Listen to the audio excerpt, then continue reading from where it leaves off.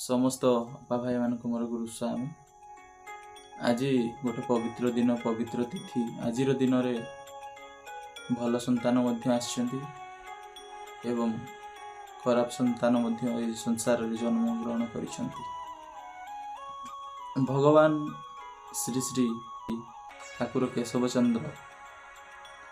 एत बड़ संसार को कहीं गढ़ी गढ़वार गोटे मात्र कारण जे से एकुटिया थिले जो कारण तांकु तो कहीं जानिबा दरकार एते बड़ ब्रह्म शक्ति अच्छी बोली से कारण से एत बड़ संसार गढ़ी। संसार भितर से देवता असुर एवं भल मंद सुख दुख सबू देइछन्ति। से भितरे से भक्त माननकु गढ़िबार कारण होउछि भक्त माने असुर प्रकृतिर लोक मानकर हिंसा प्रकृति को सह्य करिकी भगवान को आश्रा करिवे जो कारण से मानकर दुख को मोचन करिया पई भगवान ए धराधाम रे अवतीर्ण करिवे एवं जेमति आमर महाप्रभु श्री जगन्नाथ विभिन्न भोगविलास लिप्त अछंती एवं भगवान जेहेतु एत बड़ संसार गढ़ी से माने तांकर पारिषद मानक संगे किछि तो लीला करिबा पई आसीबे संसार को पुणी सेथिपई से ए असुर प्रकृति एवं मनुष्य दी प्रकार संतान संसार को देइछन्ति। आम ठाकुर एठे कहउछन्ति से मोर देवता एवं असुर समस्ते समान भल मंद ये सब मु निजे तैयारी करिछि। तेणुकी ठाकुर भी कहते खराब लोकर खराब को देखिबुनी ता भितर भल गुण थिबा जिनस को सदा बेले देखिबा एवं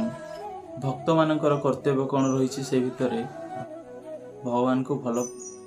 लागुथिबा समस्त कर्म भक्त गण करवा उचित जो द्वारा कि भगवान प्रसन्न होती एवं भगवान आशीर्वाद दियंती। वर्तमान जानिबा भगवान कहा स्वदेह रे दर्शन दे थांती जो भक्त विभिन्न जुग जुगर पुण्य फल संचय कर रखि थाए भगवान तांको पारिषद भाव रे निजर जुगलीला समय रे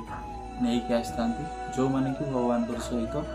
भगवान सानिध्य लाभ करती तांको सहित किसी लीला किसी मुहूर्त तांको सहित से लीला रे सहयोगी होगी भगवान को सहित मिसी पारती। भगवान क्या बेसी भल पाती ये संसार तार केवल गोटे उत्तर सी है भक्त को बेसी भल पाती। भगवान कौन करने चाहती तार उत्तर हूँ भगवान सदाबले लीला करने को चाहती एवं कहीं से भगवान को मन रे एते दुख तार उत्तर हूँ जेहेतु आज ये कलीर समाज रे भगवान लीला भी बेसी करि पार नाहंती कारण अन्य जुग मानकरे जेमती सत्य जुग तृतीय जुग से जुगरे सत्यर प्राधान्य थिला से कारण कहीं बा जने यदि अभिशाप दे दिए से अभिशाप को भगवान संगे संगे पूर्ण कर दउथिले ता सत कर दउथिले। हमर जते मुनि ऋषि माने समान तो अभिशाप दियंती कोन तांको पाखरे शक्ति थाई न थाए से तांकर कथा को भगवान सत करंती आउ भगवान प्रत्येक से समय